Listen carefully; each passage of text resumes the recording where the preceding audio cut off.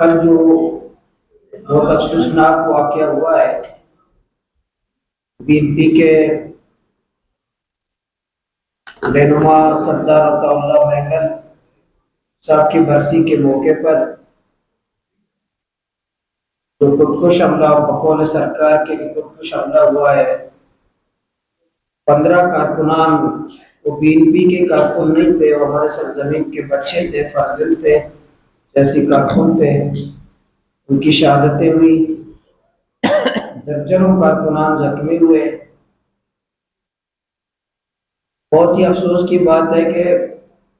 نہ سیاسی کارکن محفوظ ہے، نہ سیاسی جلسوں کی اجازت ہے، کوئی کسی کی جان اور مال محفوظ نہیں ہے۔ حکمرانوں کی ذمہ داری تھی کہ حکمران ہمارے جانوں کی حفاظت کرتے، اربوں روپے امن و امان پہ خرچ ہونے کے باوجود بھی ہم محفوظ نہیں ہیں، ہمارے کارکنان محفوظ نہیں ہیں۔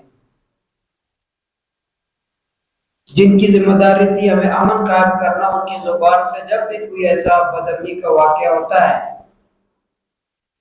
تو ہمارے گورنر صاحب بھی ابھی چل رہا تھا کہ وہ تشویش کا اظہار کر رہے ہیں۔ جن کی ذمہ داری سے ذمہ داری تھی کہ امن دے، وہ تشویش پہ گزارا کر رہے ہیں۔ حکمرانوں کی ذمہ داری ہے کہ ہماری جان اور مال کی حفاظت کریں، وہ صرف مذمت پہ گزارا کر رہے ہیں، اور واقعے کے بعد مذمت کرتے ہیں، اور مذمت کے بعد تو دوسرا جملہ ہے کہ ان کو کیفر کردار تک پہنچائیں گے۔ یہ جو رٹی پٹی جملے ہیں جو ہم جب سے پیدا ہوئے ہیں، یہ جملے ہم سن رہے ہیں کہ ہم کیفر کردار تک پہنچائیں گے، لیکن ہمارے کارکنان، عوام لوگ، ہماری عوام وہ محفوظ نہیں ہے۔ دفعہ 144 نافذ کیا گیا بلوچستان میں، 1 مہینے پورے بلوچستان کا سوشل میڈیا بند کیا گیا، پورا ٹرانسپورٹ بند کیا گیا، پنجاب کے لوگوں کو بلوچستان پہ داخلے پہ پابندی لگائی گئی، کوئی بلوچستان میں داخل نہ ہو۔ ان سب کے باوجود پورے بلوچستان کے عوام کو قید خانے میں رکھنے کے باوجود بھی کوئٹہ جیسے شہر میں دھماکہ ہوتا ہے، پورے بلوچستان کو بند کرنے کے باوجود بھی یہاں خودکش حملہ ہوتا ہے اور 15 سیاسی کارکنان شہید ہوتے ہیں، تو بتائیں کہ کون ناکام ہے؟ آیا وہ جس کو ہم اربوں روپے دیتے ہیں وہ ناکام نہیں ہے؟ سیکورٹی ادارے ناکام نہیں ہیں؟ وہ اپنی ناکامی کیوں تسلیم نہیں کرتے، اپنی کمزوری کیوں تسلیم نہیں کرتے؟ اس لیے ہم BNP کے جو اس غم کے ماحول میں ہم BNP کی قیادت کے ساتھ ہیں اور افسوس کا اظہار کرتے ہیں، اور تمام شہداء کی جو 15 شہداء ہیں ان تمام کے خاندان کے ساتھ تعزیت کرتے ہیں، ہمدردی کرتے ہیں، اور BNP کے جدوجہد اس غم کے ماحول میں جو فیصلہ کرے گا انشاءاللہ جماعت اسلامی ہم ساتھ دیں گے، اس غم کے ماحول میں ہم ان کے انشاءاللہ ساتھ دیں گے، اور قرآنوں کو خلاف اور ان قوتوں کے خلاف انشاءاللہ جدوجہد کریں گے جو بلوچستان کو آج آگ اور خون کا جو کھیل جاری ہے۔ آج کا جو پریس کانفرنس کا جو بنیادی مقصد ہے وہ سمجھے کہ 7 ستمبر چند دن بعد جو 7 ستمبر ہے، یہ 7 ستمبر تاریخی دن ہے ہمارے پاکستان کے مسلمانوں کے لیے۔ 7 ستمبر کو 1974 کو قادیانیوں کو پورا متفقہ طور پر قومی اسمبلی نے کافر قرار دیا۔ یہ قادیانی کون ہے؟ قادیانی وہی ہیں جو مرزا غلام احمد قادیانی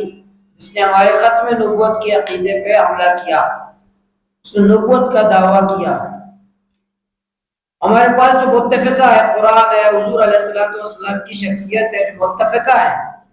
اس پر جو عقیدہ ختم نبوت پر اس نے مرزا غلام احمد نے جو حملہ کیا، نبوت کا دعویٰ کیا، تو 1953 سے اسلامی جمعیت کے کارکنان نے، نشتر کالج کے نوجوانوں نے جو ایک تحریک شروع کی تھی ان کے خلاف۔ ربوہ اسٹیشن جو ریلوے اسٹیشن تھا وہاں ایک مہم شروع ہوئی، قادیانیوں نے ہمارے کارکنان پہ حملہ کیا اور جو اپنا ہیڈ بیل باندھ رہے تھے، اس وقت سے لے کر 7 ستمبر 1974 تک جو پوری تحریک تھی، الحمدللہ وہ جماعت اسلامی نے، علماء کرام نے، مولانا مودودی رحمۃ اللہ علیہ نے، پاکستان کے مسلمانوں نے، پاکستان کے علماء کرام نے، قومی اسمبلی کے تمام لوگوں نے، اس وقت کا جو وزیر اعظم ذوالفقار علی بھٹو صاحب تھے، اس وقت کی جو حکومت تھی، سب نے متفقہ طور پر قادیانیوں کو کافر قرار دیا تھا۔ یہ جو قادیانیوں کی سازش تھی، اس میں بلوچستان بڑا اہم ہے، اس میں اس میں یہ بالکل دستاویزات، یہ بلوچستان کو جو ہے آمدی اسٹیٹ بنانا چاہ رہے تھے۔ ان کے اپنے تقاریر میں، اس نے کوئٹہ میں، اور اس کا قادیانی خلیفے کا کوئٹہ میں خطبہ ہے، تقریر ہے اس کی 23 جولائی 1984 کی، 23 جولائی 1984 کی قادیانی کی ایک کوئٹہ میں تقریر ہے کہ بلوچستان کی آبادی سے 4 لاکھ ہے، اس کو ہم آرام سے آمدی اسٹیٹ بنا سکتے ہیں۔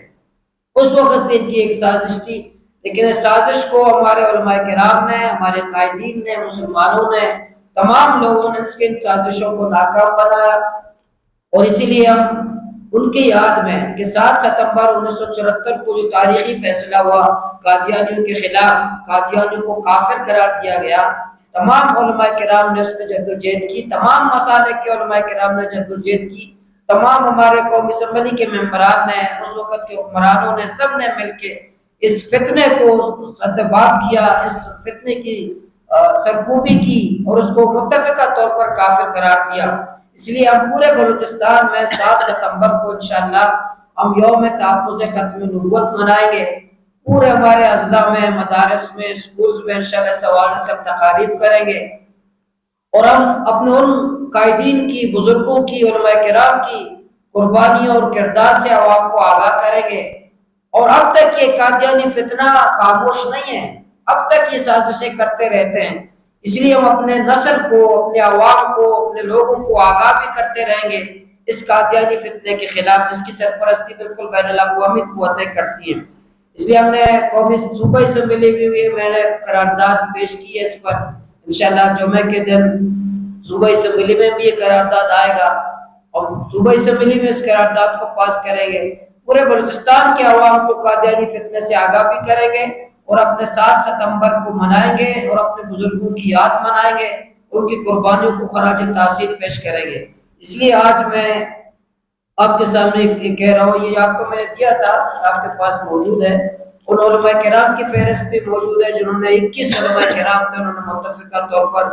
پورے مجلس میں ان قادیانیوں کو کافر قرار دیا، اور قومی اسمبلی میں باقاعدہ قادیانیوں کو بلا کر کے، سوالات کر کے، دلائل کے ساتھ پوری قومی اسمبلی کو قائل کیے کہ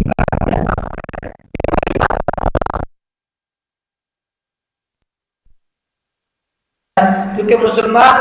اپنے حضور صلی اللہ علیہ وسلم کے لیے، ختم نبوت کے لیے جان دے سکتے ہیں، قربانی دے سکتے ہیں، تو اس لیے ہم 7 ستمبر کو پورے بلوچستان میں یوم ختم نبوت کے طور پر منائیں گے، پورے بلوچستان میں سرگرمیاں کریں گے۔